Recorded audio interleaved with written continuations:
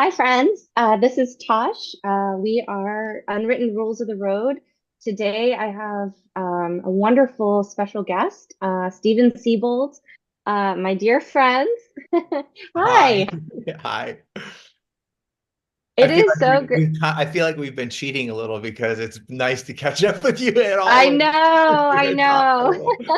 So That's we'll have to nice. catch everyone up. Yes.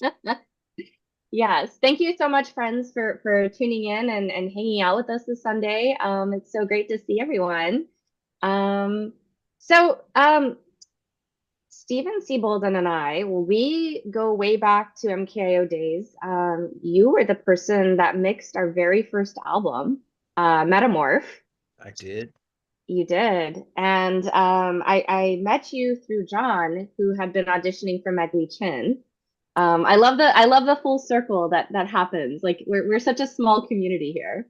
Right. And we used to have like just the most interesting chats, like when we first met too, like when you were in your studio in Orange County, I believe. Yep. But that Yeah. that was in Fullerton, I think, over kind of by Hmm. land. Yeah. Yeah, yeah. And I just remember us having like really interesting conversations about music and the path, I guess. And touring. I mean, well, let's go because I Yeah. told you a minute ago that I remember a couple of our conversations really early on because you and John were so hungry to get on the road. You were just, I feel like that was 90%. The music was, I think at that time we all decided it was going to be like a flagpole as to where you were at that time. But you were eager to get out on the road and tour, just kind of put your music out there. And we we talked about food because I think we all knew that one expense that was going to cause us the most grief besides gasoline was going to be accommodations, where you're going to sleep and what you're going to eat. Do Yep. you remember those conversations? And Oh, I do. yeah, we talked about willingness to sleep on a bench seat of a van because I did it. Yeah, I know you guys did it. Oh, yeah. And then I think you were telling me how you had you guys were making your own food on the road. And I think I was kind of envious that I didn't think about doing that. But you guys hustled and I think you just said this a minute ago. You took every show you could to Hmm. be seen. Yeah, it was the pure honestly the pure love of playing. Like, there's a certain electricity that happens when you get to interact with people in that way and to express in Sure. that way. Sure. And yeah, I mean we played house parties, I mean we still kind of do. There's a lot of things we haven't really outgrown. But Do you but do you think yeah. do you think you would, knowing what you know now, because I mean many rivers have flown under your bridge since, would that, like, if you and I and Scott, any of us that have done this, would we still give artists that advice that if you enjoy performing, or even the idea that you could be a performer would be to um, risk it all or compromise it all and just get out there and perform it, would you give young artists that same advice? I think it would be dependent on the artist, because some people really don't find a lot of joy in playing live. Like I'm sure you have friends like this as well, but Oh, I for have sure. friends that Very. are they love being in the studio.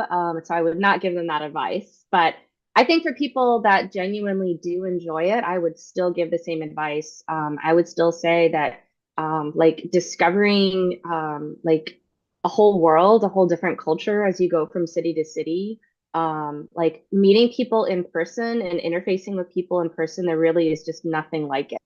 I mean, sure, you can meet a lot of people online, and that's amazing, but I feel like there's just something about the live physical interaction. And I feel like I discovered a lot about who I was as a person, as an artist. I still Sure. do. forever Sure, work in progress, like I've told you. But I feel like there's always something that I learn and discover with every tour that we've done. So sure. I don't know. How about you? Like, what would So you? I would say that I'm gonna have to agree with everything you said there, is that some of the bonds you make in real life, whether it's going out for coffee after the show, or gosh, sometimes just hanging out a venue and these days taking selfies and having like real life conversation, those bonds feel like forever Mhm. bonds. And I'm not dissing the social media connections, or because those are real too. I definitely I have many social media friends that I'm dying to meet. You know what I mean? Yeah. That's real too. But yeah, getting out there and learning who you are as an artist and what you're, oh man, this just sounds so, this is like the old man thing to say, but you find out what you're made of. And I don't mean that in a like a tough sense. I mean that in a quiet sense too. Long drives and insurmountable number of obstacles, and people who love you and won't shut up, and people who love you and won't say a word. You find out how to navigate yourself in amongst your bandmates, who are often your closest people, and then also strangers. It's good to know yourself in that way, how you deal with um, being an artist out there in the world. Yeah, absolutely. I mean, I feel like there's a certain presence. You asked me a question earlier before we started the stream about like if I felt like California was my home or LA was my home, and I told you that I feel like wherever I am is my home. Yeah, And I feel like that comes from a lot of touring. I feel like I've lived this nomadic life. And so I feel like, that it's like it comes with sort of the sense that where you are is home, like in that very present, you know? it's a very present philosophy. Health, I mean, healthy is subjective, right? But I think that it makes you, being the kind of artist that you are, who's, I mean, you just told me that you did 3 tours last year. Yeah, it makes you really flexible and fluid in those situations, because you could step into your persona as a singer with your microphone, or you could step out the back door of the venue in an alley that smells like puke and beer and still find center.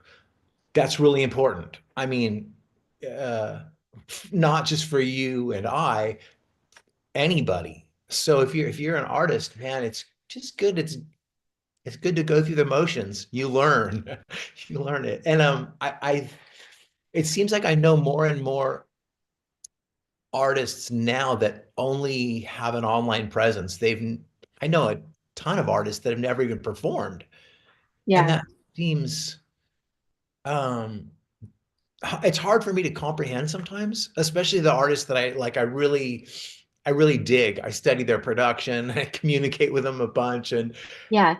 they've never set foot on a stage. And when I hear the music, I have the same reaction I've always had about music that I like, where I'm really into it and I picture them on a stage rocking out, but they've never done it. So it's kind of, so it's a strange time for uh, music and tour, especially touring. Oh my gosh, it got so expensive. How have you got? Okay, yeah. Now I want to ask you about. Don't let me take over, okay? No, no, please take over. You have 6 people. You have 6 people in your band. Hmm. Yeah. Before I ask this question, I'm going to tell you what the biggest pain in the ass was for me in Hate Department. And I told you this when we met, 20 years ago. I struggled with I'm going to call them personnel, not to be demeaning, but my personnel were my friends. They are people that I loved or I met and I thought they were cool. And we both liked Skinny Puppy. I would say, come be in my band, even if they couldn't play. I would just be, let's hang out. I'll make sure you can eat on the road. I won't put you in danger. it'll be fun. We'll meet people, we'll see the country, be my band. And it Hmm. was so hard. It was hard to feed them, and it was hard to um, give them comfort when they were missing their girlfriends. It was hard to, even if I could cover their rent, it was hard to give them peace thinking that they were going to return to not having a job, or like the hardest part of managing my 4 or 5 people. I'm going to say it caused me a lot of grief in the first two, let's say the first 6 years of Hate Department. How in the hell do you manage 6 people? It's not easy. It's not No, easy.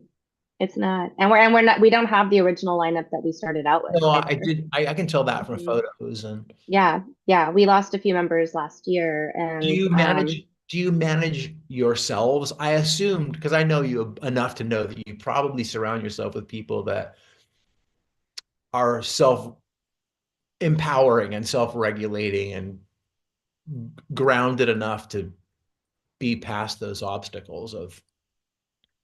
yeah, I mean, I think that it's sort of like I think that inevitably as humans we sort of gravitate towards people that are kindred spirits, you know? I think we all True, do. It's our nature true. to just Yeah. gravitate towards kindred spirits, and the people that have remained and continue doing it, it's truly for the love. You know, it is truly for the love of what we do. It's something that we are very passionate about. It's something that we believe in.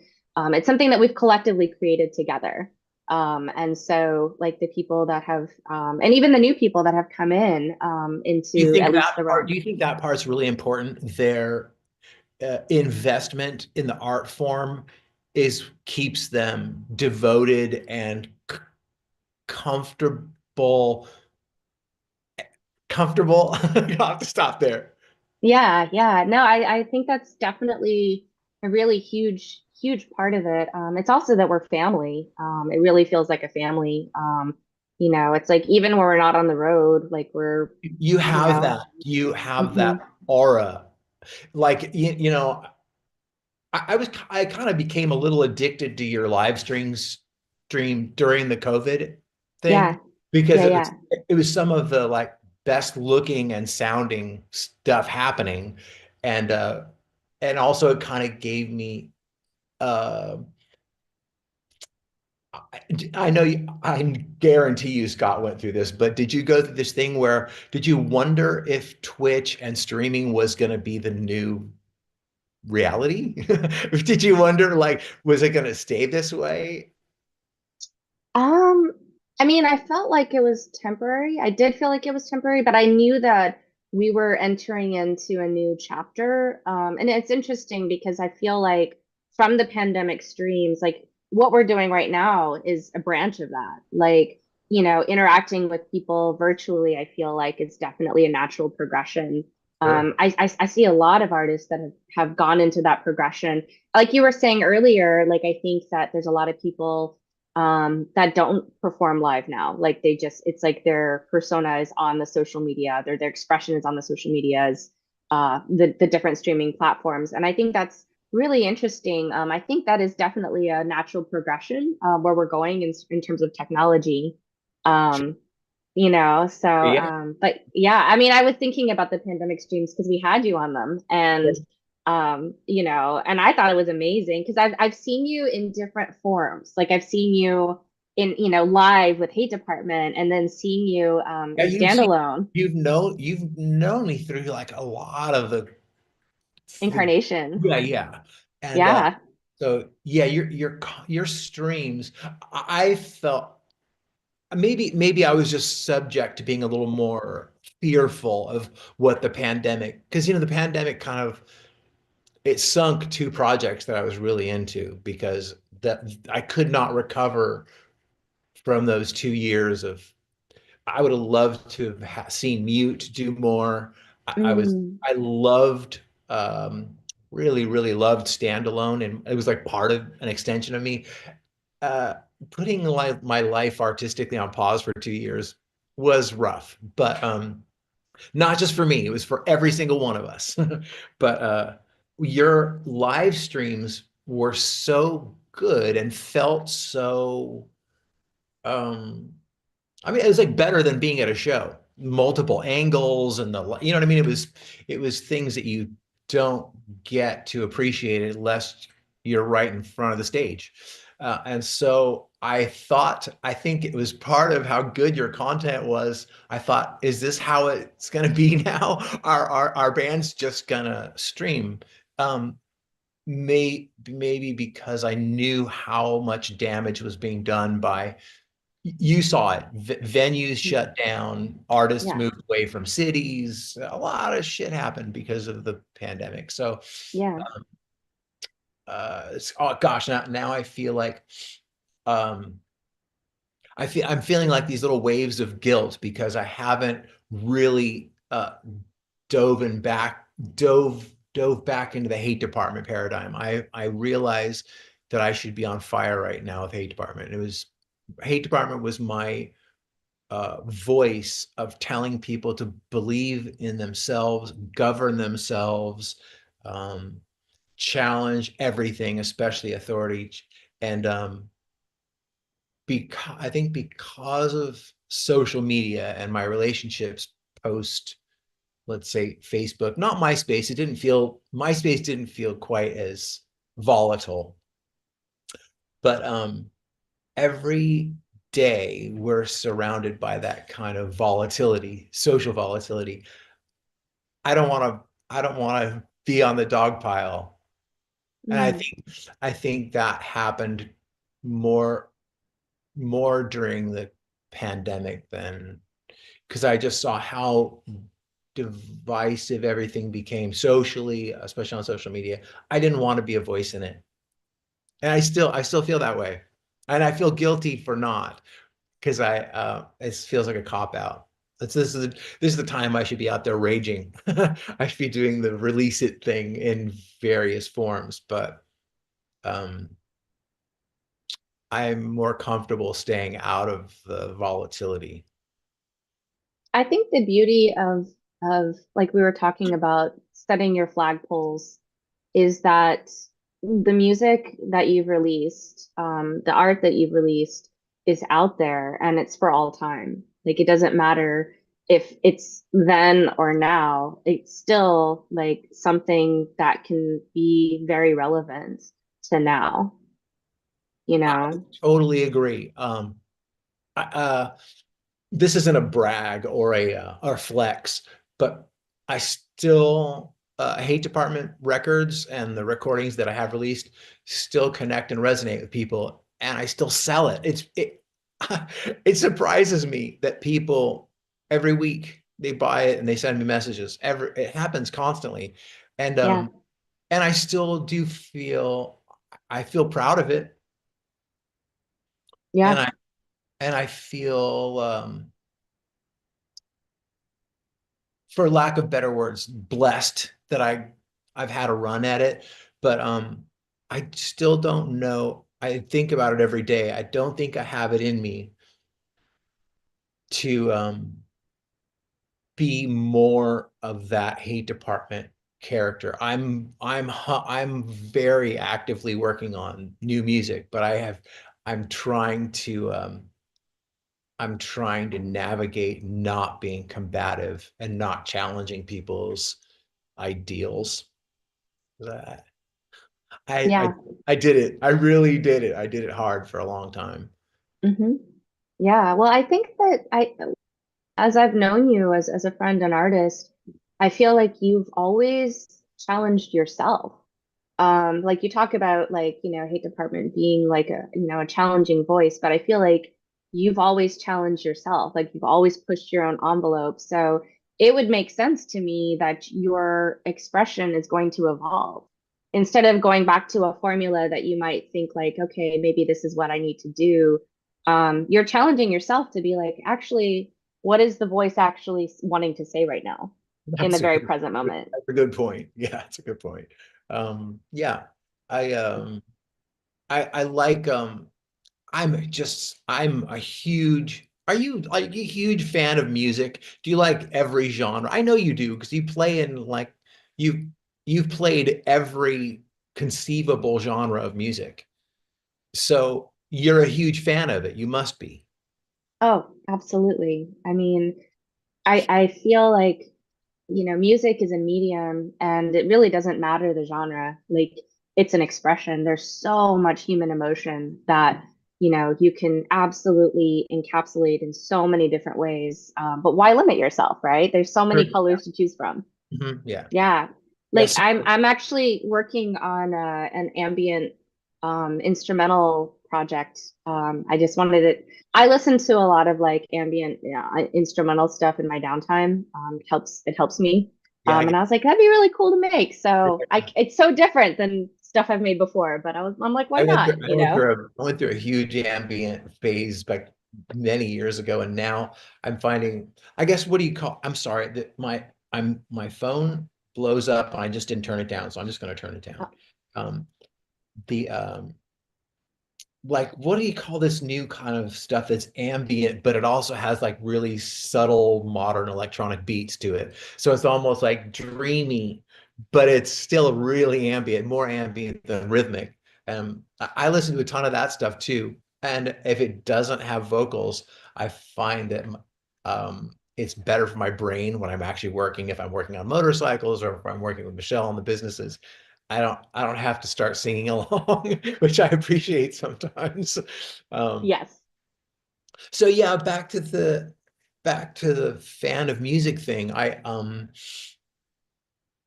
love to challenge myself as an actual like a musician more so than um more so than being successful in a style that I think I can emulate or I can compete in. Mhm. Uh, I like getting better as a player. That's and doing things I couldn't do last year. I'm always going to be that guy. So uh, yeah, I'm just gonna keep writing and I'm going to release more music. It's just probably not going to be Hate Department. Have you had an idea of like what's on the horizon in terms of Yeah, oh yeah. what's brewing? Yeah. Anything you care to share? I don't think I could. I don't think I'm going to get away from being able to see myself as a performer.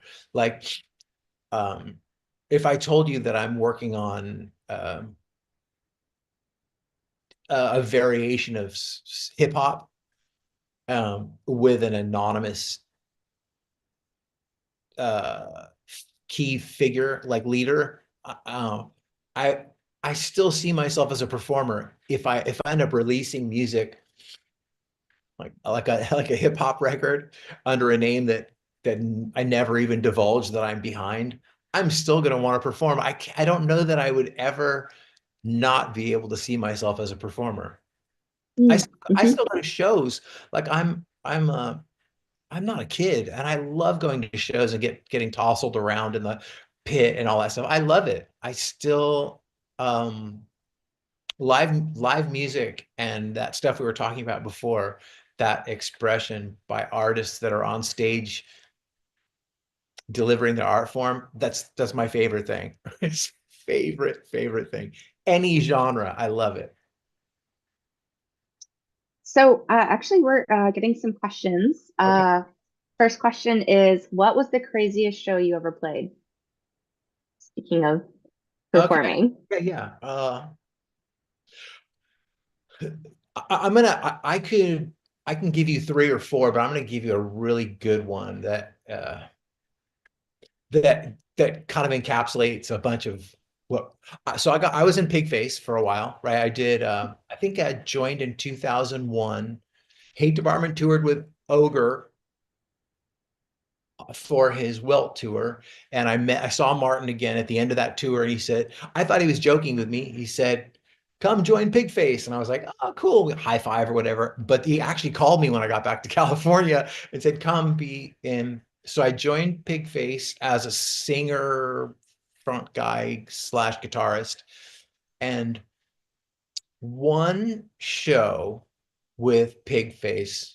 So when you're touring, everything Tosh and I talked about is like you become a family, even with people you don't particularly like. You just get close and protective. and nurturing, and you still fight, but Pigface is a really big band. Might be, let's just say that there was 10 members at that time. Backing singers, two drummers. Charles was the only bass player, two guitarists, three singers, big band. And we played a show at an airstrip in El Paso outdoors. So it was uh it's very Mad Max because the wind was blowing and there was dirt everywhere and it was a big crowd, very chaotic. And Martin makes the most amazing backdrops for Pigface. Silks hand screens them with his uh, interns. At that time, it was at Invisible or Underground Ink, and they're massive. They're like 40 or 50 feet tall, and he would hang them from uh, the scaffolding behind the stage. It's kind of a Pigface thing, like the hand screen. Well, at the end of the set, like we're all on stage playing, someone was trying to steal one because since it was an outdoor show, I want to say, yeah, there was chain link fence that was behind the stage. And someone had climbed the chain link fence and they were trying to pull this 50, 60 foot piece of stage. Can you imagine the war that broke out? Everybody stopped playing. All of us stopped playing while this person was trying, and we all chased him. We ran through stopped the show instantly and ran through the crowd. And then there was this melee. It was almost like it was like a TV show. There must have been 100 people chasing this guy running away with the piece of backdrop as he was running through the desert. It was absolutely insane. We caught him, and Wow. he probably got punched up a little bit, but it was nothing too crazy. But he was trying to steal a piece of backdrop, and Martin was the leader. He was the boss. So I think he was the first one to throw his sticks down and run off. He ran off the stage, and we all went after him. And yeah, that was nuts. I have a lot of Wow. kinds of things. You know this too. If you tour a lot, crazy shit happens. You see cars on fire, you see horrible accidents, you see people in the crowd doing things that are wildly inappropriate and you have to stop. So shows are shows are like a perfect environment for things to go crazy. That was, Absolutely. that was a good one for Pigface. Pigface has a lot of them just because it's the nature of that style, that many Mhm. people, and Martin encourages insanity, and it occurs. So another question, thank you, Micah, for your question, is do you work in a series or does each piece stand alone? Um, and who are your biggest artistic influences? Um, Uh, I'll answer them in reverse. We just yeah. lost. One of my biggest influence we just lost would have been Geordie Walker from Killing Joke. Um, when I was still in school, like high school, bands that I really liked. I was a big Duran Duran guy, and but as the Duran Duran thing faded away, I fell in love with Pill and Killing Joke around in the '80s, let's just say. And I loved Geordie's guitar sound, and I was a guitarist. I mean, of Mm, course, I loved synthesizers, but I was always quietly trying to figure out what he did on his records, and I loved Killing Joke. I loved the content of the lyrical content, and Geordie died last year mm. of stroke. So he was probably my biggest, like, as a musician, he was probably my biggest influence as a musician. Uh, weirdly, I don't think I've ever said it. Martin too. I was a drummer when I first discovered Pill. So Oh, yeah. So gosh, I forget. I can't. I'm drawing a blank on the name of the record. But it had "Banging the Door" on it, and the word "rose" is in the title. But the Pill record that Martin and John Lydon did, God, the drumming was just epic and so tribal and also linear. It was weird. They weren't really songs, they were just jams. God, I wanted to be that drummer. So yeah, Martin was as a drummer, a big influence on me. Maybe not so much as the years went on. I wanted to be a better songwriter, songsmith. And so as much as I love Pill, I loved it for a different thing. I loved it for an ethos and an aesthetic, but I wanted to be a better songwriter. I rediscovered people like Howard Jones. I was like, man, Howard Jones wrote some great songs, or any artist that captured a massive fan base. I became a better songwriter because I stopped adoring Pill and actually just got to be a better songwriter. Uh, Interesting. And then, okay, Yeah. what was the first one? So, oh, do I work in a series? Hmm. Or does each piece stand alone? I'm kind of, I'm kind of like, for lack of a better word, I'm kind of fucked in a way. Like I'm just me. Hmm. I I can't seem to get away from trying to tell a sad story that's really beautiful, or aggressively telling someone, whoever's listening to the song, it's hard for me to imagine that I'm speaking to a big crowd, but every song in every project, if it's not a sad song that's pretty, I'm trying to tell someone to live by their own principles and not care so much about what the person standing next to them thinks, or or what the rules of the environment are. I'm always trying to encourage people to be more independent. I know that's not like it's not really a healthy, and socially it's not really my aggressive individualism is it's not a popular current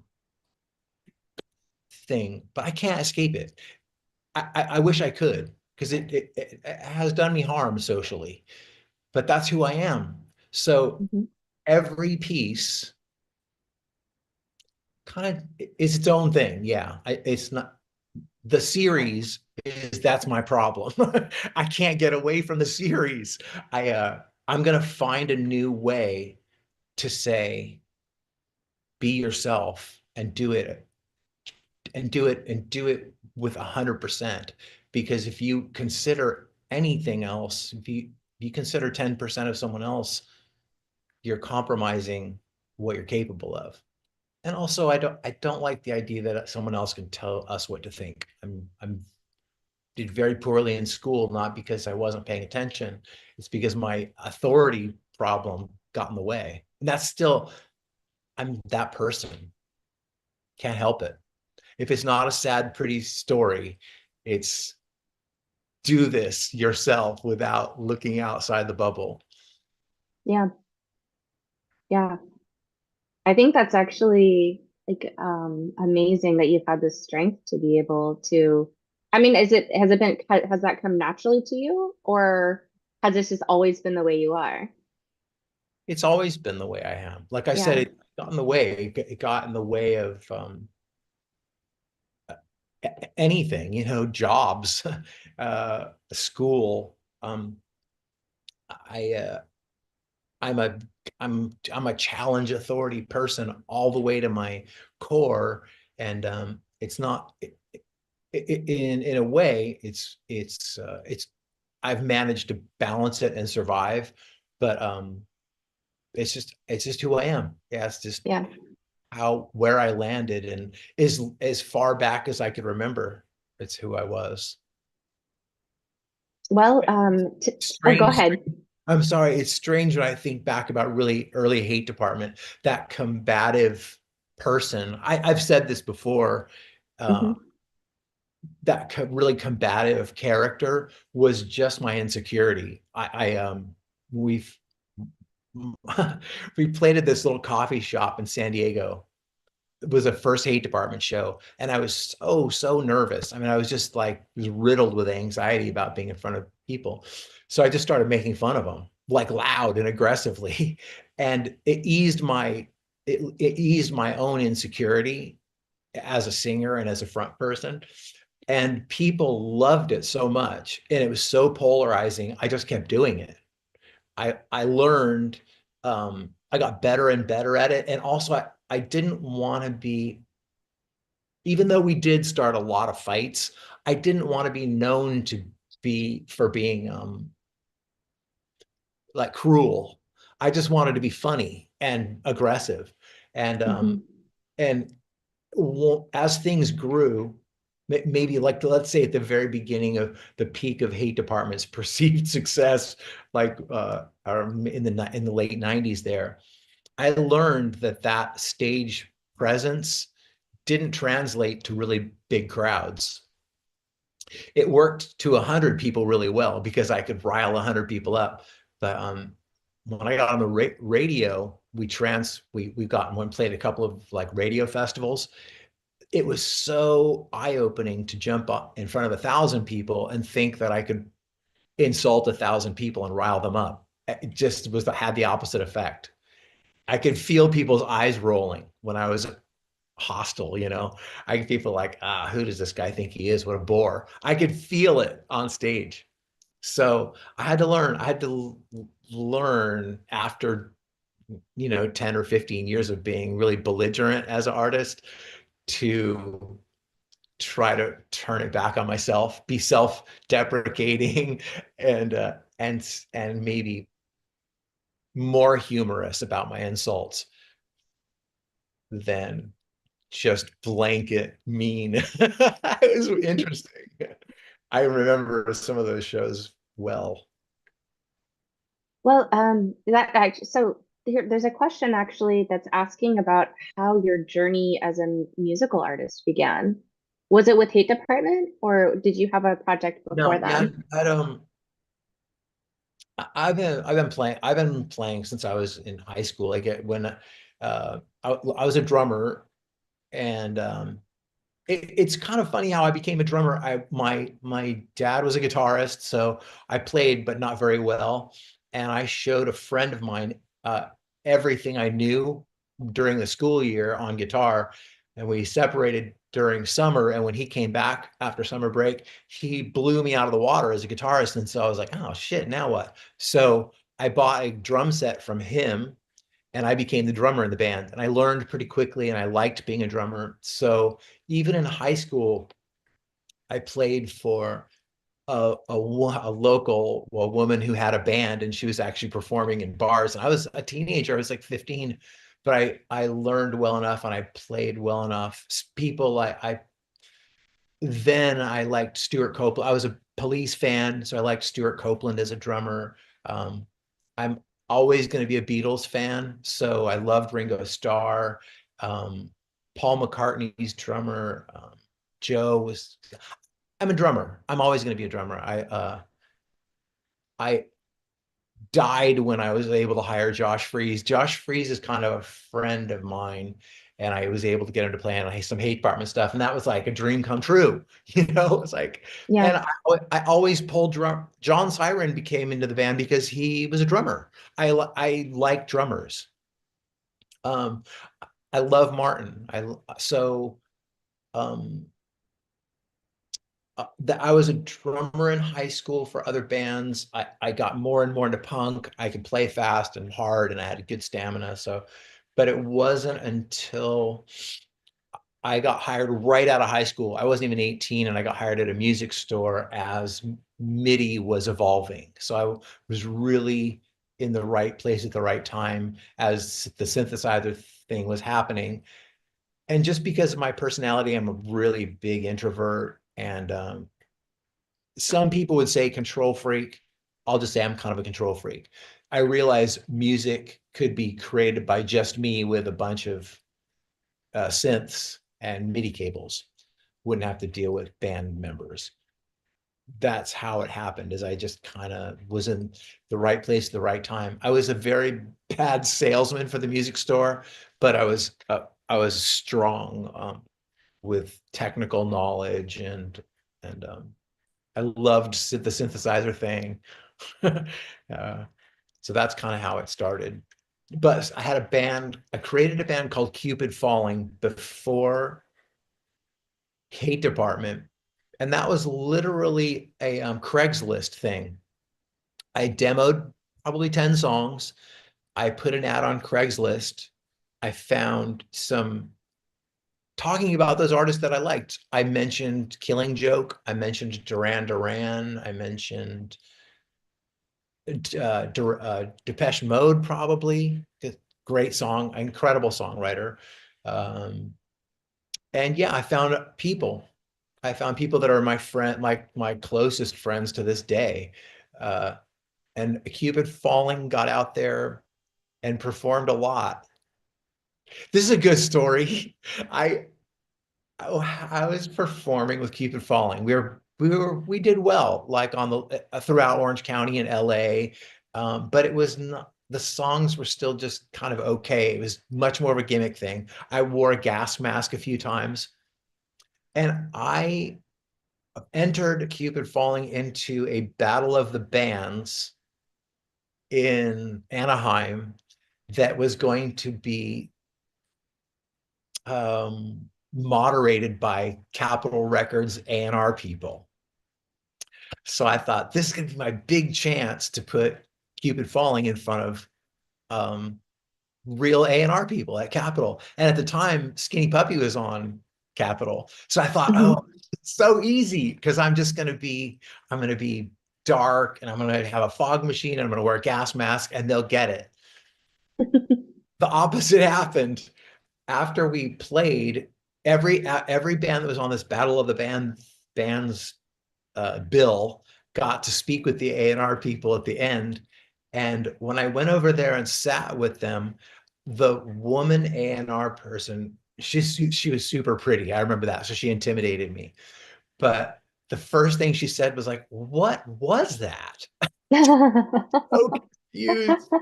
And that confused me. It was kind of a heartbreak, but also it's illuminating. You know, it's Mhm. illuminating that you can take your art form all the way to the top in your own mind, and it can just be utterly confusing to others. So that was a good. I wish I could remember that.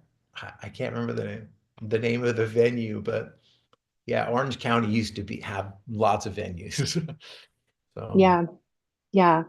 No, that but is, yeah. and it is interesting how things translate so differently in your head, Oh my gosh. right? Yeah. And what you're capable of doing. You know, you can conceive of this grand stage show with lights and whew, delivering it's different. It is. It is. Yeah, absolutely. Yeah. I don't know. I think it's interesting because I feel like, you it's like we have these visions, right? Of like what we would like things to feel like or and everybody's so unique. I mean, that's the beauty of being human, right? We're all so Sure. different and so unique.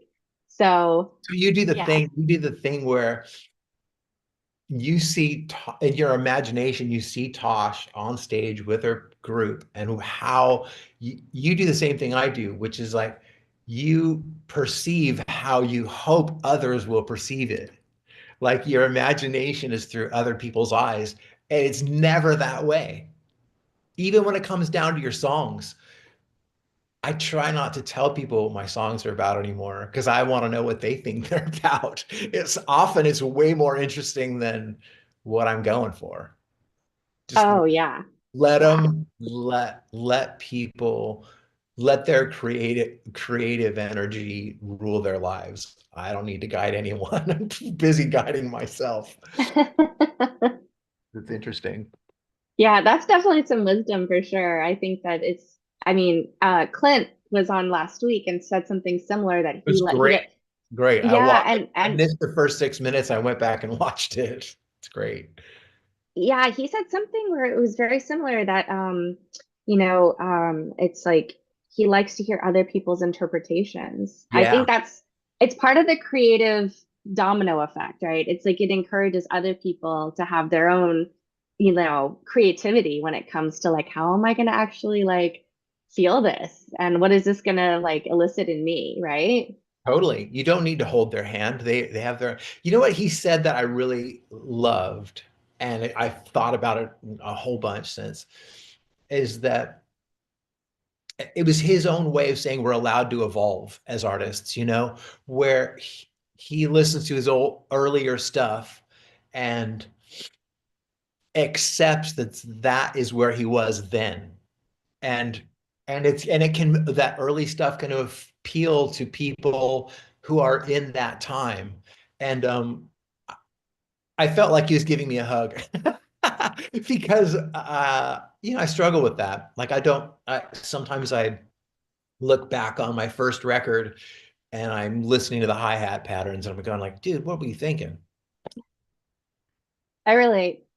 Yeah, yeah. I relate. Oh It, yeah. it, it's he he he manages his evolution well, and it was comforting. Yes. Yes, absolutely. Um, oh, so we have some questions from Angie. Uh, First question actually is for me. So going from MKO to Alice, is it considered a creative evolution or another facet of the same journey? I love both ventures and feel parallels between the two. Thank you. Really appreciate that you've been coming along the journey. I feel like it's, gosh, I don't, it's like, so Alice came from a year-long tour that MKO was in the middle of, and I was playing around with this super progressive piano pattern that it didn't belong in MKO, and I was like, I don't know what to do with this. And we came off the road with just like kind of a lot of ideas that didn't fit in MKO. You, And so but you all did what? So was Alice formulated by everyone involved with Mankind? except for John, except for Okay. John. So John doesn't like to jam, and so, but that's what, like, kind of Gordon, me and Scott are more people that we love to jam. John has always been somebody who likes to create in the studio, which I love and respect. So, like, Sure. there's different pros and cons to both for sure. And so I think in this, like, we did a lot of stuff just playing live. Actually, most Alice songs, it comes from us just playing live together Yeah. and jamming it out. Jamming. Yeah, yeah. Yeah, just jamming. So yeah, I mean, I feel like it's an extension. We call it all part of the Alice project where we all kind of borrow each other. There's a lot of shared members in the pool. But I do feel like it's been a natural progression. So I feel like it tells like a story in a way. Like I mean, I'm sure that you probably relate to this in the sense that like each thing that you've done is connected to the other thing, Oh, right? sure, sure. Yeah, yeah. Like, yeah, like Yeah. I said about my personality, I can't get away from it. I can call it a new name. I can I can choose different topics. I'm Hmm. gonna be in a different place in my life, kind of like Clint said, but they're all connected. So you would Yeah. say that Alice is very much an extension of Mankind is obsolete. Yeah. I feel like it's the progression of like, a certain branch and a tendril. It was interesting. We've had some back-to-back MKO and Ella shows. And it's so interesting when we play it back to back for us, just as the musicians, where we're like, wow, I feel the difference. I really feel the difference. But there's Oh, a thread. There's definitely a that's thread. that's interesting. Yeah. Yeah.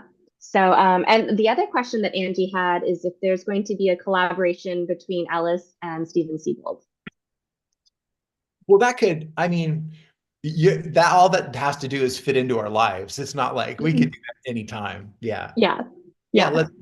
let's just both say yes. Because Absolutely. we're Always say yes. yeah, yeah, yeah. Yeah. I think, and for me, anytime that I get to create with my friends, I'm like, yes, yes, just count Same, me in. same. Yeah. I do wish so, oh gosh, I don't remember. I love to jam. Hmm.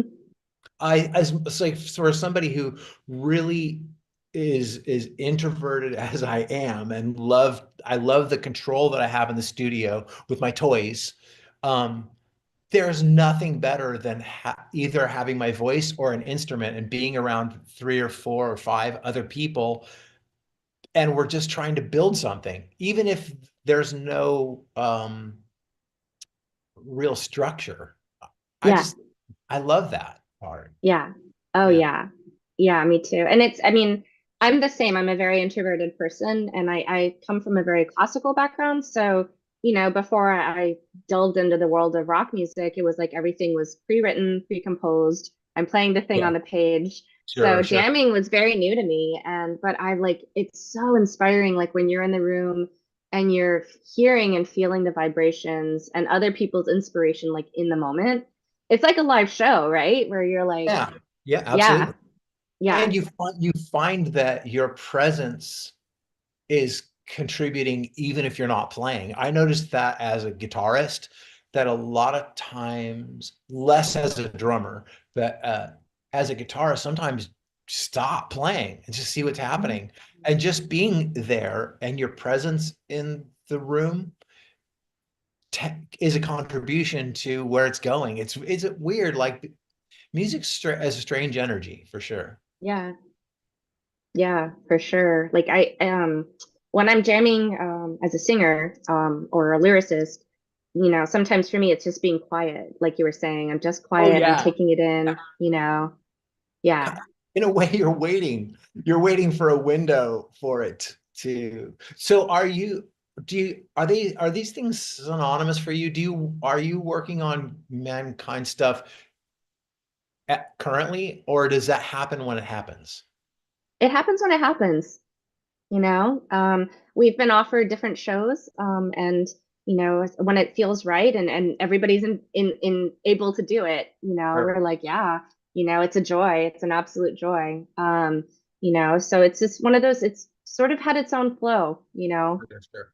Yeah, That's I mean, yeah, Let's talk, since you've been offered their shows, let's talk about festivals for a minute. Because yeah. you told me when we are just blabbing that you had booked tours around your festival dates.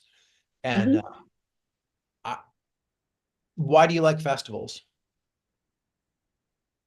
Um, festivals are actually pretty intense. Like, so first of all, you have to show up really early. So there's that aspect. Sometimes the day As you know, before.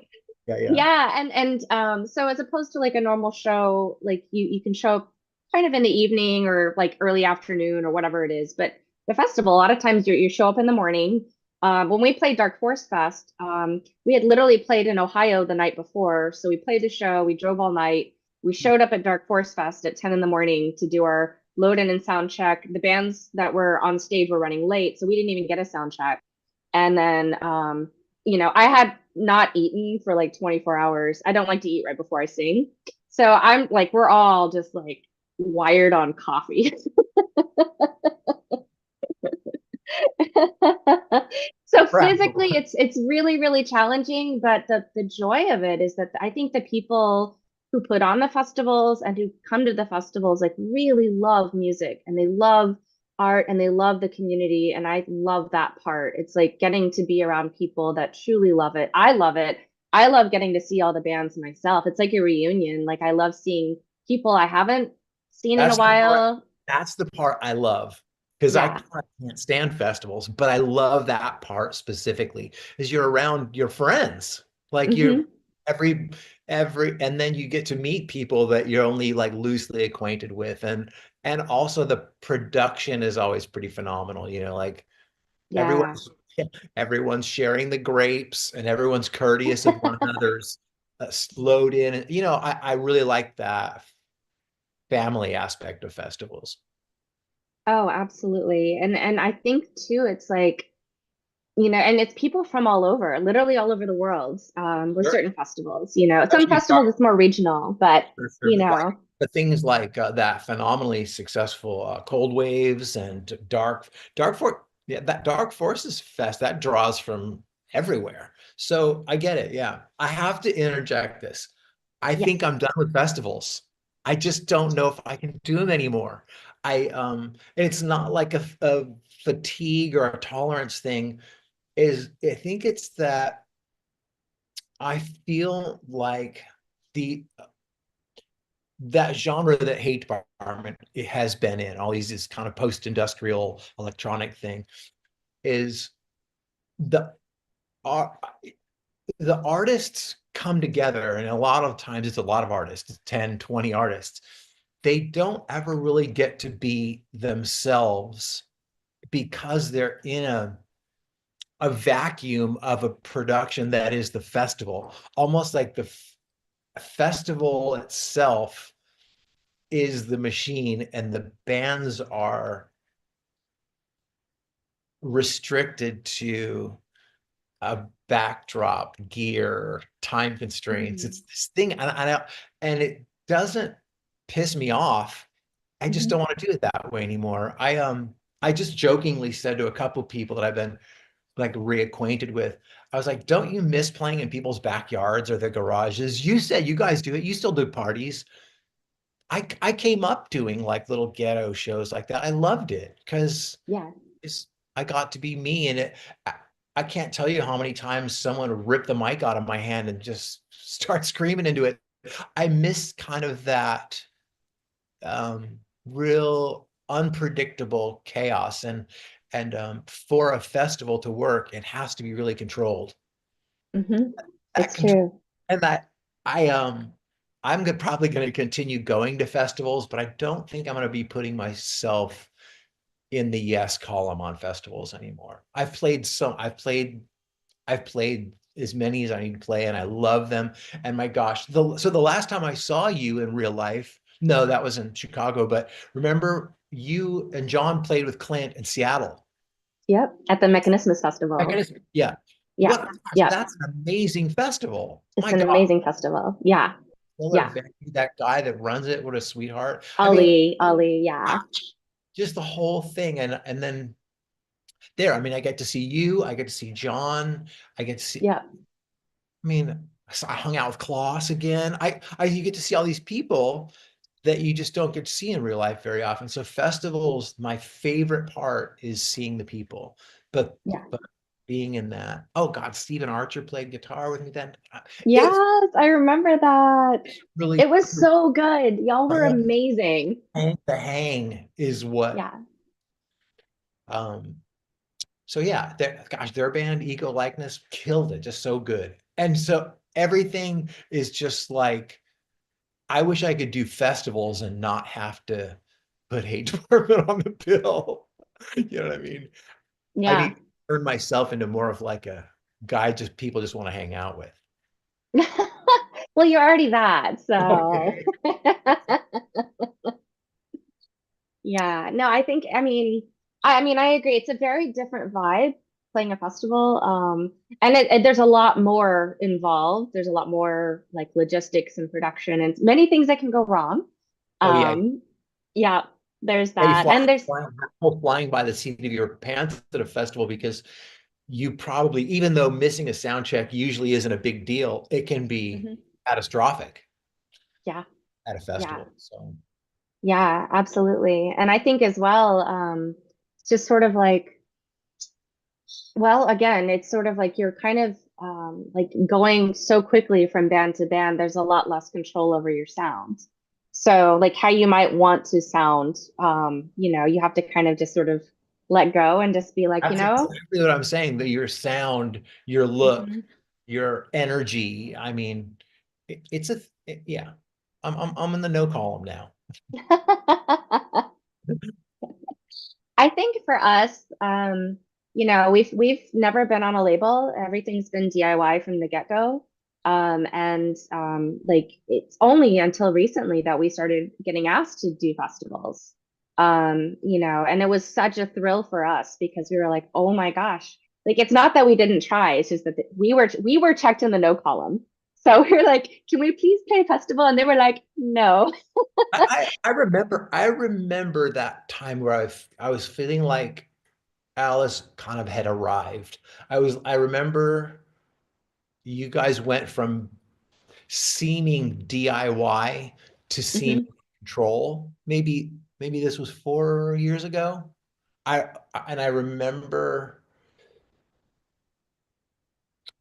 thinking to myself, they're going to do it. They're going to be able to stay in control of their content. I mean, there's a lot of arguments that could be said about being on labels versus not being on labels. Well, we can talk about that for a minute. But Yeah.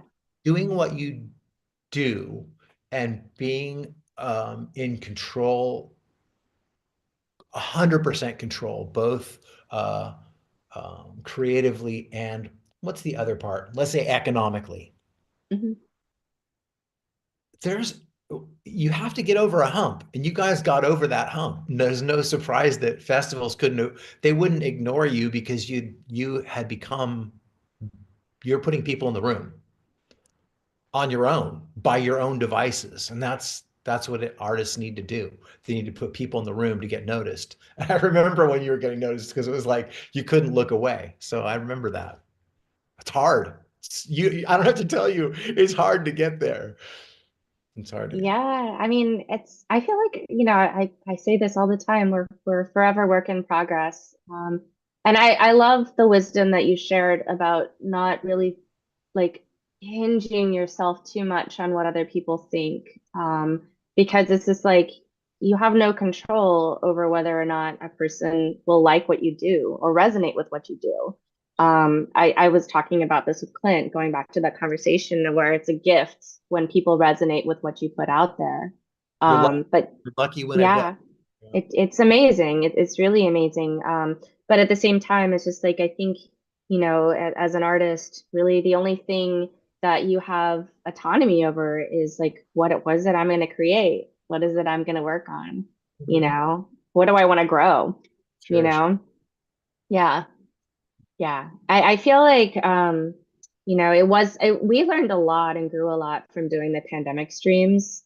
It was just sort of like it gave us a chance, instead of actually like going on tour, like we were really like thinking about like, okay, like what is it that, like that we really want to create visually, sonically, songwriting wise, like, and I feel like, I mean, going back to like the craft of songwriting, I think that's a huge part of it is like really like I think like with music, it really does go back to the song, like I think beyond how you sound.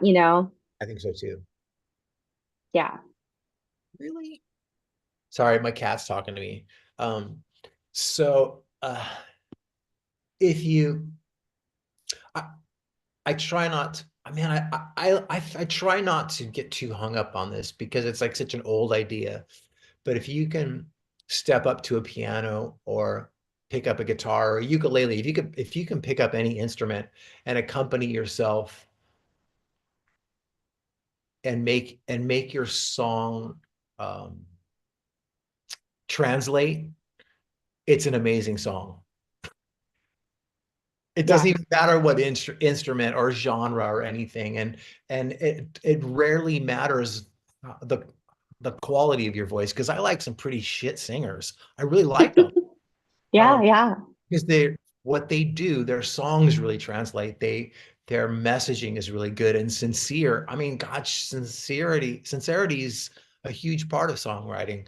Um, you can definitely fake your way through it. And I love a ton of fakers too, but I can tell when people are being sincere about what they're doing. So, uh, yeah, songwriting is a huge part of being an artist. Actually, okay, so I have a question for you in terms of your approach to songwriting. Like, do you feel like you gravitate towards a certain instrument or like is it kind of just it goes song by song in terms of like how songs come out for you? It goes song by song for me. Yeah. I can even I can even if my concept for a song is sound, I should be able to just say it over a drum beat, or I should be able to say it. It actually should translate even as a poem. I mean, it's not a joke. I've written poems that I turned into songs, and the poems aren't for anybody. They're just for me to like get through a struggle with, or try to silently encourage someone else. Uh, I like writing with guitar because it's kind of a challenge to play guitar well and sing at the same time. It's kind of I like that. It's much Yes. easier for me to sit behind a keyboard and use um, like digital playback as a helping aid.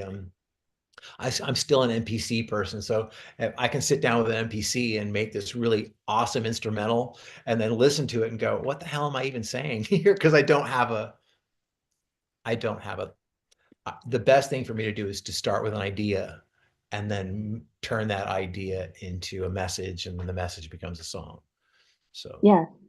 Yeah. Yeah. I've been asked that question before where it's like, what is your approach to songwriting? And it's always interesting to hear, how different people, especially as a multi-instrumentalist like yourself, you are too. You play guitar and piano, and yeah, you are too. Where do you, yeah. what do you have an instrument you prefer? Piano. Um, Piano. Yeah, I definitely remember, piano. yeah, you're proficient, so more than proficient. So it's kind of a thing where knowing how to make melodies on instruments is really useful. It is. Absolutely. Yeah. Like you were saying, knowing how to accompany yourself is it's something that I'm so grateful for because like if I have a melody idea or something, I can just quickly come up with, accompaniment or chord structure, harmonies, that sort of thing. Play it without having to sing it. That's a big thing for me is uh, singing it takes me a while. I know I became a decent singer, but I was always just a screamer, and I was lucky to have a scream that was identifiable. But Yeah. I didn't become a singer till later, and that takes time. Like I have to practice. I have to get voice muscles able to do what I want to. So if I can play where I want to be on a guitar or on a piano, that's a good place to start. As long as my message Yeah. is intact. Yeah. Yes. Always comes down to the message, I Yeah, think. always. Yeah, yeah. Yeah. Um, So another question is actually, what advice would you give to someone who wants to hit the road in a similar style that you did? It seems like you're a very strong part of a strong underground community of touring artists, and I'd like to find out how to get into that world. I this that is what I talk about with artists more than anything else. Um, so and I just said to Tosh, I don't remember if we were rolling or it was before we started rolling. Uh, I feel like you need to get out there. And I'm not even sure that she and I agreed on this, but if you really want to get out there and show people what you have as an artist, and and you have the right amount of confidence to take the risk, and when I say risk, I mean every aspect of risk. You have to risk losing your job and your apartment and being poor and being scared and running into vehicle troubles. You have every risk that exists you will encounter on a tour. I promise. Do it. Play in people's garages to their parents and friends. Play at parties. Play at any venue that will have you. But I think the one piece of advice I would add to it is be strategic. When Tosh and I were doing it in the early days, we said yes. And a lot of times we were just burning gas because there weren't any people in the room. And it's really punk rock to say, yeah, I played to 4 people, but that doesn't help you. Strategize so that you know that 12 people will be there, because those 12 people will turn into 24 and 36 and 48. And it grows exponentially when there's people in the room. But just being punk rock, it's still good to do because you learn who you are and you learn how to overcome. Um, but you also, because I think part of that question is the idea that I belong to an underground community. I do and I don't. You do and you don't. You have to create. Tosh created her own community, dude. I created my own community. Create your own community. Just get out there, shake hands, be nice or mean or whatever it is you have to put yourself in that circle and just do it. Um, because there's no fucking rules.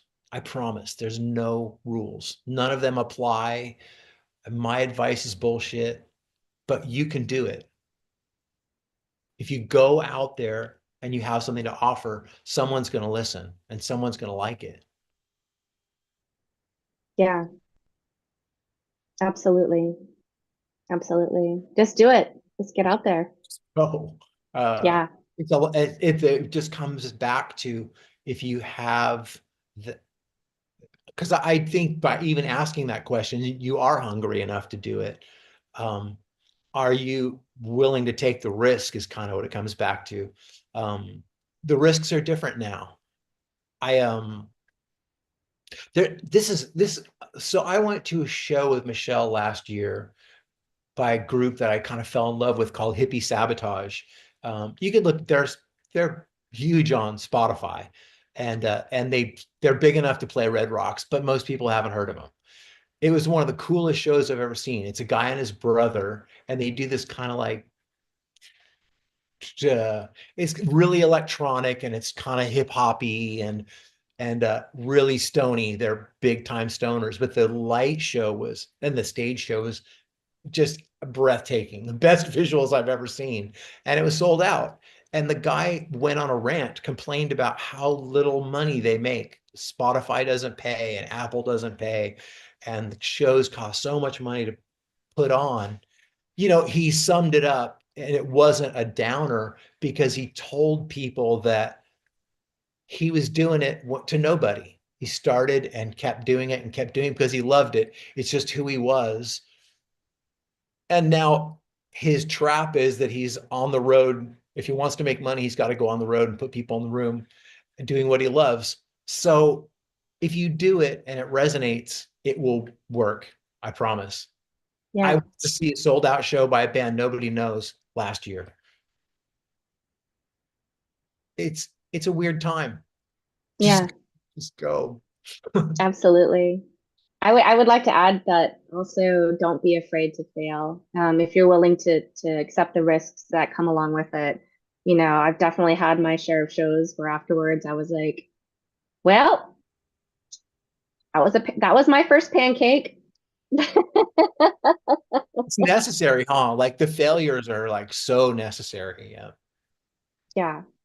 Yeah, absolutely. And you learn from it and you grow from it, hopefully. And, hopefully you don't make the same mistakes, right? Yeah, And you, try to and you try to can, learn to look at those failures as successes or lessons because it's useful. Who do we know that used to say like uh, oh God, Martin says it all the time, and I know it's a really old phrase. It's like bad any press is good press, right? Any experience is good experience if you're willing to frame it that way. I mean, if you trip on your microphone cable and fall in front of 50 people, you learn to laugh at yourself. And that's huge. So, yeah. I got that lesson at my very first recital. So I was 3 years old and I was wearing this big dress and I tripped on my dress and I fell flat on my face. I was lucky though, because since I was so young, people thought it was cute.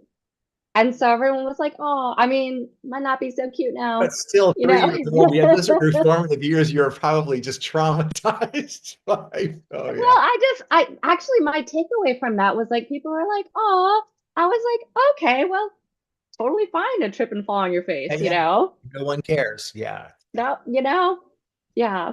And then I got up and I played the piano, and so it was all fine, But, my takeaway is just keep playing, Even if you forget your words, you forget what you're supposed to play, just keep Oh, playing. I do this stuff all the time too. It seems like I'm more likely to forget my words if I'm really excited. So I have to try to keep my cool, like try to do a little meditation because if I get excited, I'm going to forget words. Yeah. Yeah. Sometimes, especially when I'm really in the music and I'm like Yeah. blown away by my bandmates and I'm like, oh my gosh, I'm on a journey. And then I'm like, oh, I'm supposed to sing now. Yeah. That's supposed to happen. Yeah. Yeah. I'm same. Like, man, they sound good tonight. Oh shit, I missed my cue. Yeah. Yeah, definitely been guilty of that. Oh, we're getting a really cool comment from DC Stevens. He was sharing that your comment about always being him in all his projects reminded me of a verse from a poem. And this is the verse. So as through a glass and darkly the age-long strife I see, where I fought in many guises, many names, but always me. That's beautiful. Yeah. That is beautiful. It is really beautiful. And Zach Weiss is sharing that you've learned so much from those 4 and 12 people shows. Lots of wisdom here. This is great. Sending a lot of love to you, Zach. So great to see you here. Zach's put on our shows in Des Moines. Zach's with Cranial Nerve Records, and always appreciate Zach's amazingness and innovativeness. So thank you so much for being somebody that we vitally need in the music community. See that's Zach is a really good example of those bonding moments with being out there in the real world. And again, it's not that it doesn't happen on social media, but when you guys hung out with Zach that first time, that fabric starts to happen. It's real. And it's Oh forever. yeah. Oh yeah. Absolutely. I feel like you learn a lot about people, and then this is just speaking from the person who does all the booking in my band. I learn a lot about people just from like how we put shows together, Oh, you sure. know? Yeah. And you're like, oh, he actually writes me back. Thank you for that. You know what I'm talking about. Yeah, sure. I think too, like you learn, and probably the same, you probably learned this from Zach, is you learn what other people like about shows and what they take away from them. And you said Yeah. something before we went on. I asked you if California was home, and you said, well, hold on a sec. Oh, okay. You said that you liked that there was a lot of like-minded artists and like-minded people around you in that part of California. I mean, California is way more diverse than people think who are not from California. People think that California is like everybody's in a Tesla. Everybody, you know what I mean? Everybody thinks that is one way. California is super diverse. Mhm. But do you think that being in a band and being out there touring is you learn how to deal with people that aren't on the same page in a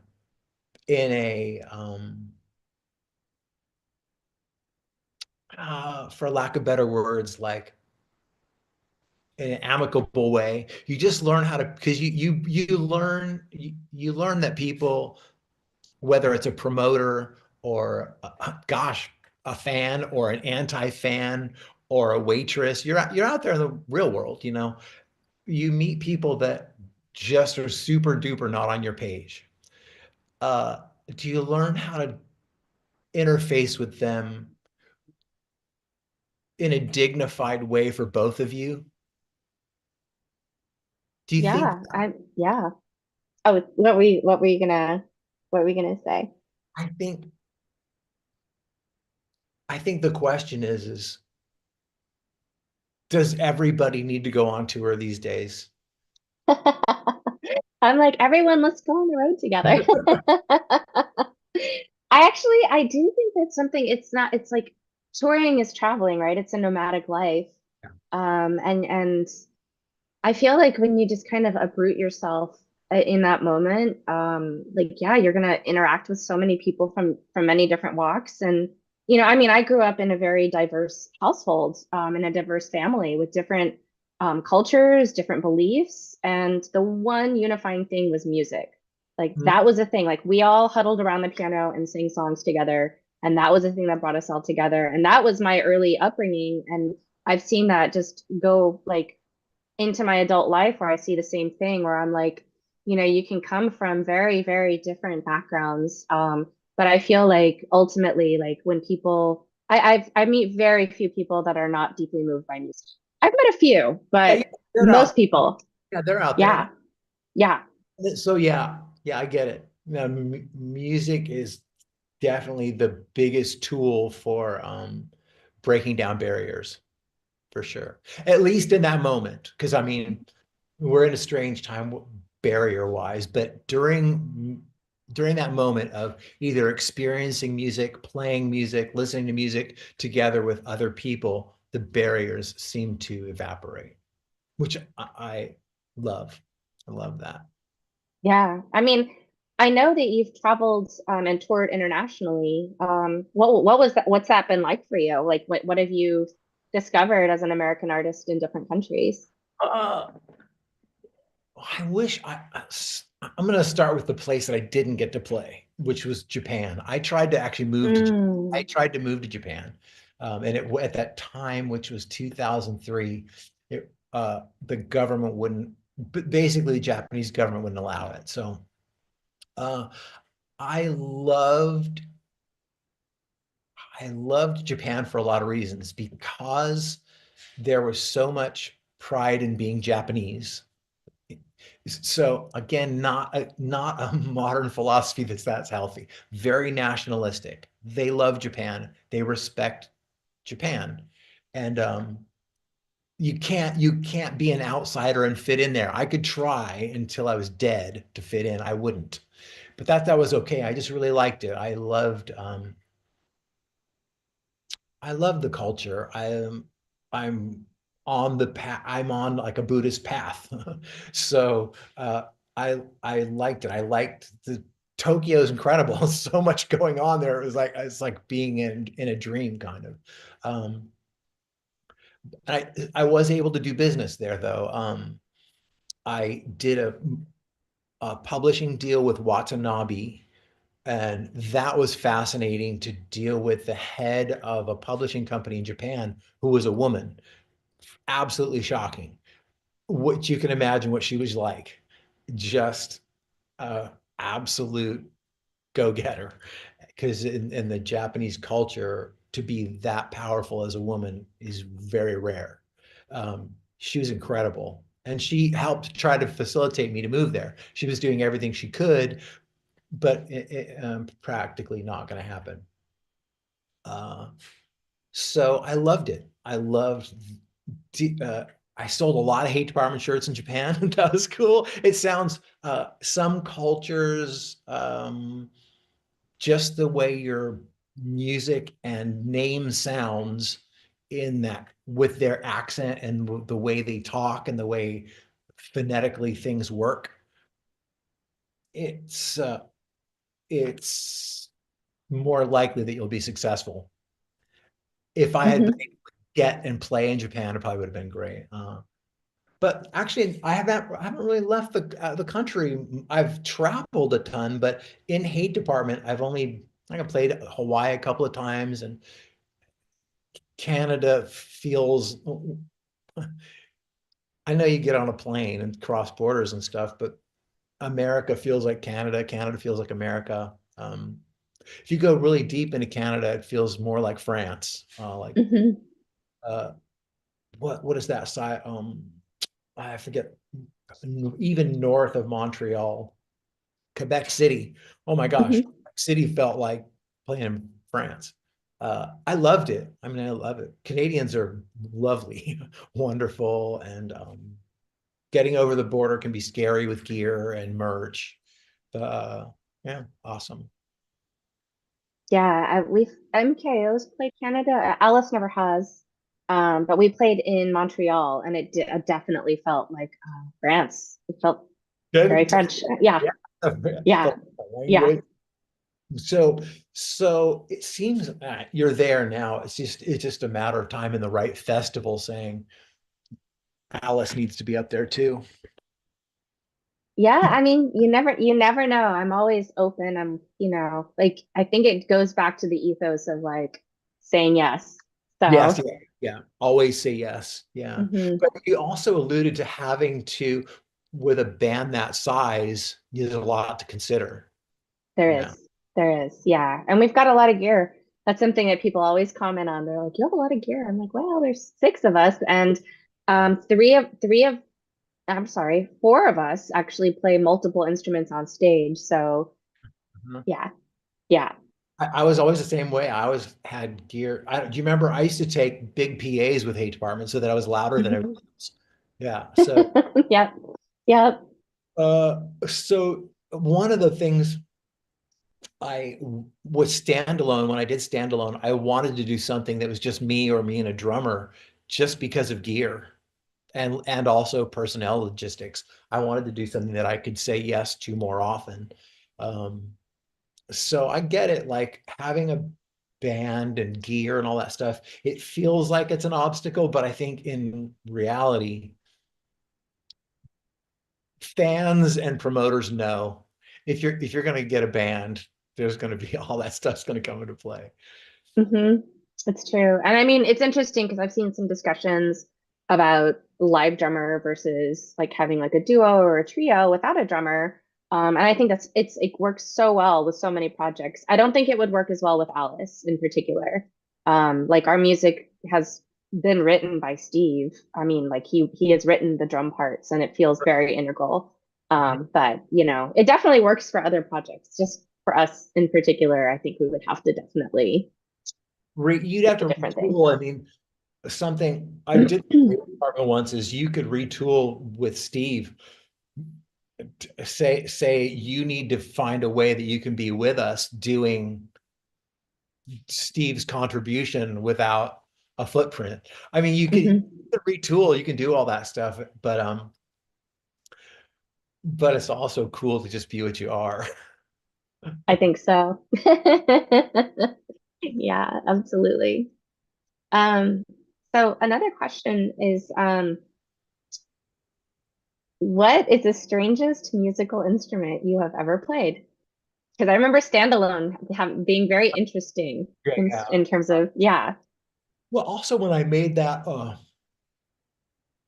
Seibold the Terrible record, I played it. Gosh, I did. I just played. There was no digital instruments. It was all everything I found. I played something really, really weird on a cover I did, a Ministry cover I did. What's the first song on With Sympathy? I don't remember the name of the song, but it was a Ministry covered. I did, and it was a reed instrument that had, I don't know, about 10 different lengths of bamboo, and the mouthpiece was a hollowed out gourd.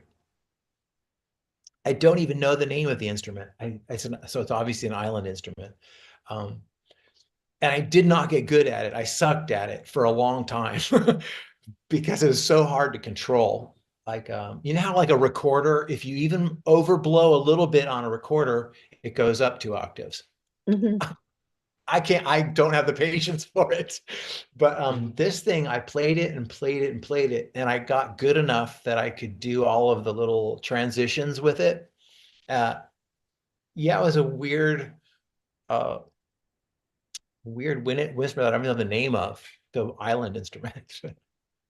Percussive stuff I can do. I can just keep practicing. I know how to stick. I know match grip and traditional grip. I mean, I can do all that stuff because I played drums for a long time. Um, but stringed instruments can be a challenge. I'm terrible at mandolin. Anything that has two strings that are really close together, like even like a 12-string guitar, I struggle with. I've got guitar players. Oh yeah, that's what my tattoo is. It says terrible when I'm playing guitar. Um, I have strong fingers, but playing a double stringed instrument, it's hard. It's hard on your fingertips, especially Yeah. for a long period of time. I wouldn't be able to do it in Pigface. I don't have the strength for it. But I love stringed instruments. I love anything that has to do with organs or pianos. Um, yeah, that weird. I don't even know what happened to that weird reading. So I bet someone stole it from me. That was a weird. Well, on your new and the new music that you're about to put out, are you recording everything yourself and producing it all? Yeah, and so what would happen with my new thing is I would probably release it and never say that it was me, unless I thought what I was doing was somehow relevant to people who liked what I had done with either Hate Department or Standalone or um, my contributions to anything Martin has done, whether it was Pigface or the Damage Manual. He and I are talking about doing some music together, so that's kind of cool. And that would be, I'd love to play with Martin again. He's my favorite living drummer. Josh is a banger, but Martin reminds me of John Bonham, but with a really bad hairdo. So uh, if I can be in the same room playing music with him, I'm gonna say yes. Yeah, Um, yeah. so you know what I mean? Like I like the idea of putting out music anonymously and not having the expectation that anybody who liked anything I did would automatically approve just because they liked one of my records.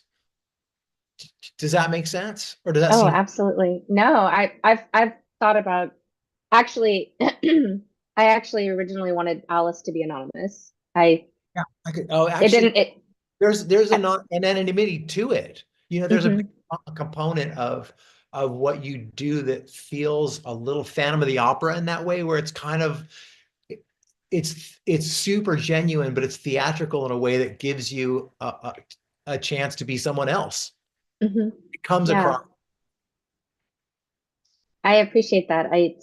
I do see myself in the future like releasing things completely anonymously. So that's in the pipeline myself. Do So I it. completely Do relate to it. that. Yeah. Because you know, like I don't feel like I feel again, I don't want to sound like too adult, but I feel really blessed. What I came into the genre, the scene, right, at a time when uh it was possible to make waves by going and playing in clubs and shaking hands and being on compilations. It's harder now. There's a lot more artists out there. It's much easier to do things um, just digitally.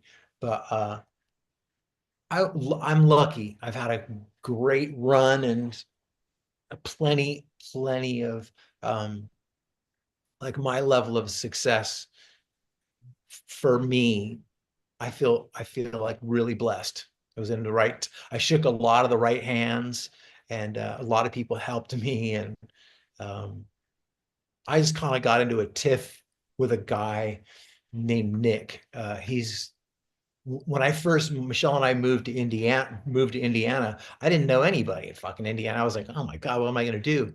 So I went online and I started looking around, and he was a guitarist for another guy, and he looked cool, and we liked a lot of the same music. And I reached out to him, and we became friends. And gosh, he introduced me in the Midwest to a whole bunch of his friends, and that helped me rebuild Hate Department. And I feel lucky. I feel lucky that I met Nick or that I met you. God, I mean John and Scott, and I met everybody. I mean, at one time I knew everybody, and now I mean Gordon. I knew all of you guys, and I feel Mhm. lucky, super lucky. God, I met Martin. I toured with the guy from Skinny Puppy. Yeah. God, I Yeah. got lucky. Um, so if I could do something anonymously and never say don't drag any of that good fortune into it. Um, Not that I feel like I need to start over because I don't, but if I could do something that I wasn't attached to and it just sank or swam on its own merit, uh, I feel like I could kind of recenter a little bit. I Mm. I could use that recentering as an artist right now. Yeah. Yeah. It seems like that's kind of calling you. Yeah, for sure. Yeah. Yeah. I mean, I think it's really cool because talk about full circle was when you and I ended up in the same studio in Chicago I when we were, know. That was so awesome.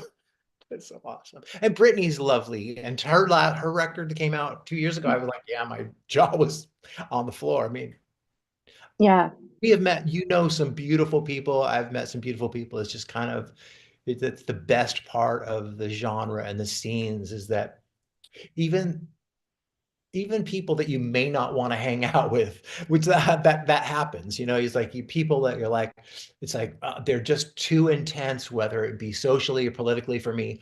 I'm still super lucky to know them and have them as part of, let's say, a peer group or a group of colleagues that were all creators together. That's a big part of existence is what you create and what you leave behind when you are no more. It's like we're in that together. That's a big deal to me. yeah, yeah. I think that's beautifully said. I think that, um, that is your, I guess your footprint in the world.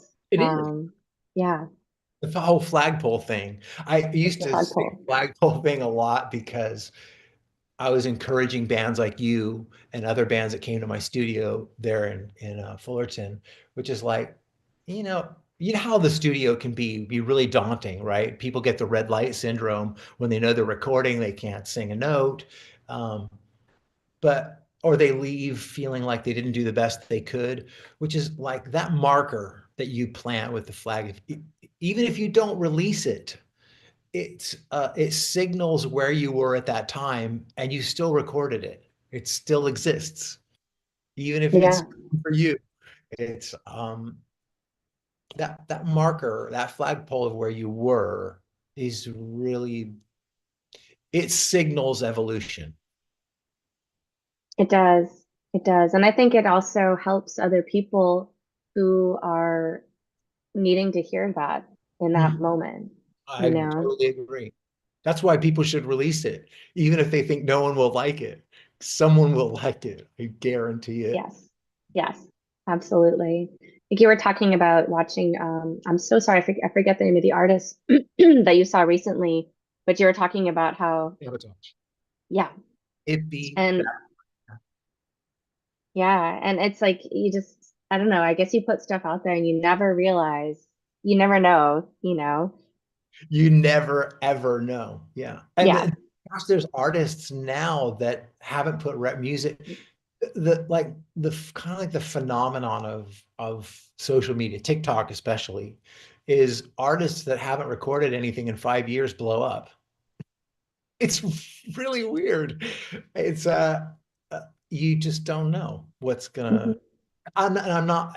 I would never say that social media um awakens people to how amazing we are, because that's not how it is. But it's more like in line with what Clint said, is there's a lot of people, and the more people that are they're in a time zone in their life where what you said 5 minutes ago or 10 years ago, if they're in that same process, what you created could really resonate with them. So I yeah, try not to be too embarrassed, try not to beat up on my hi-hat patterns from my first record. Just try to accept that that's where I was. I'm trying. yeah, yeah. Well, I am very much looking forward to whatever comes out next in the Um, present. yeah, Yeah, and we yeah. agreed that we can collaborate, and we could just keep doing this. I would love to talk to you more often and as many times as you will. I'm gonna obviously keep following this show because I love what you're doing. So Oh, please, please, please, more Seibold. I've always loved our chats. I've always yeah, loved our me too. intersections. And yeah, thank you so much for taking the time and for sharing your beautiful soul and your wisdoms and your inspirations. Like, Doing yours too, and thank you, Scott. I appreciate it, man. Thank you all so much for taking the time to share your Sunday with us, and for your wonderful, thoughtful questions. Next week, we're actually going to have a Canadian artist named Lindsay Schoolcraft. She's amazing, amazing keyboard player, harpist, singer. She played keyboards and sang with Cradle of Filth, and has her own solo project, Lindsay Schoolcraft. And so we'll be joined by her next week. But in the meantime, are there any parting wisdoms or inspirations you'd like to share? Just do it. Create something and go out there. Take it to the people. I will. I will if others will. I mean, I say that a lot too. Is I'll go play in garages happily, if you will. Do it. Okay, I'm gonna hold you to that. Okay. Let's do it. All right, Awesome. Tosh. Well, all right. Well, thank you so much. So good to see you. Likewise, Yes. take care of yourself, okay? Thank you. You too. Thank you, everyone.